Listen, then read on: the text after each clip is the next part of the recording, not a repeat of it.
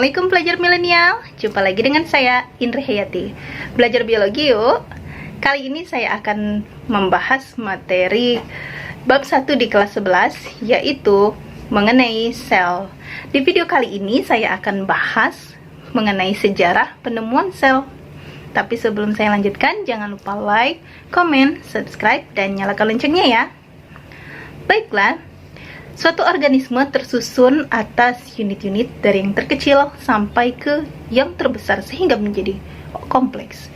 Unit terkecilnya yaitu adalah sel, di mana sekumpulan sel akan membentuk jaringan, sekumpulan jaringan akan membentuk organ, sekumpulan organ akan membentuk sistem organ, dan sekumpulan sistem organ akan membentuk organisme.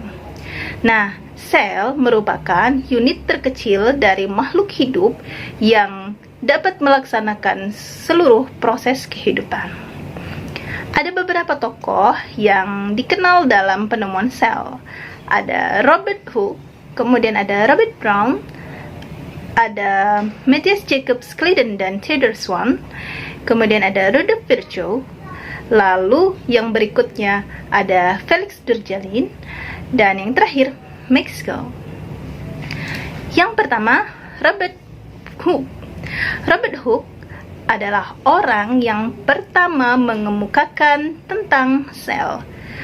Dia meneliti sayatan melintang gabus, lalu menemukan suatu ruangan kecil yang disebut dengan sel. Nah, sel gabus adalah sel mati yang kosong tanpa isi. Kemudian yang kedua ada Robert Brown. Kalau Robert Brown ini dia menyatakan bahwa sel merupakan suatu ruangan kecil yang dibatasi oleh membran yang di dalamnya terdapat cairan yang disebut dengan protoplasma. Kemudian yang ketiga ada Matthias Jacob Sladen dan Theodore Swan. Nah, dua orang ini meneliti dua sel yang berbeda. Kalau Sladen dia meneliti sel tumbuhan, sedangkan Theodore Swan dia meneliti sel hewan. Nah, mereka mengatakan bahwa tubuh makhluk hidup tersusun atas unit-unit kecil yang disebut dengan sel. Sel merupakan unit struktural makhluk hidup. Kemudian yang keempat ada Rudolf Virchow.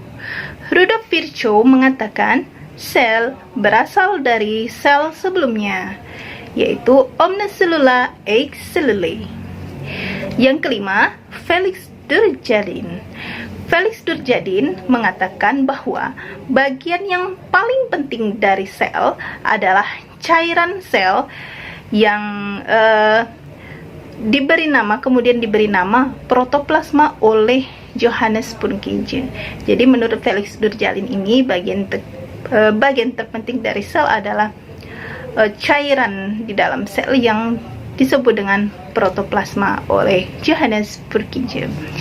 Dan yang terakhir, Max Kuhl. Max Kuhl mengatakan sel adalah unit fungsional. Nah, kalau sebelumnya tadi unit struktural, kalau Max Kuhl mengatakan ini sel merupakan juga unit fungsional. Jadi sel adalah unit fungsional makhluk hidup yang didasarkan adanya protoplasma sebagai dasar fisik kehidupan. Lalu yang berikutnya adalah komponen kimia penyusun sel. Nah, komponen kimia penyusun sel ini kita bagi menjadi dua, yaitu ada unsur dan ada senyawa.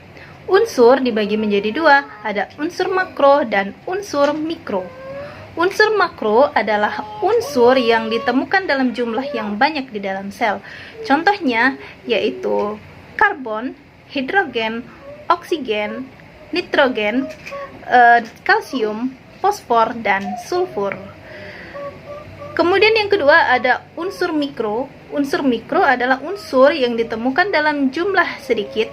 Contohnya zat besi atau Fe, lalu klorida, kalium, natrium, magnesium, dan iodium. Kemudian senyawa.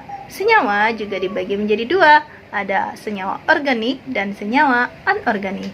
Senyawa organik yaitu karbohidrat, protein, dan lemak, sedangkan senyawa anorganik adalah air, garam mineral, dan gas. Baiklah, sampai di sini dulu bahasan kita mengenai sejarah penemuan sel.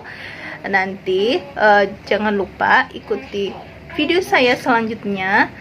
Saya akan bahas mengenai perbedaan antara sel hewan dan sel tumbuhan. Sampai di sini dulu materi kita. Semoga bermanfaat. Wassalamualaikum warahmatullahi wabarakatuh.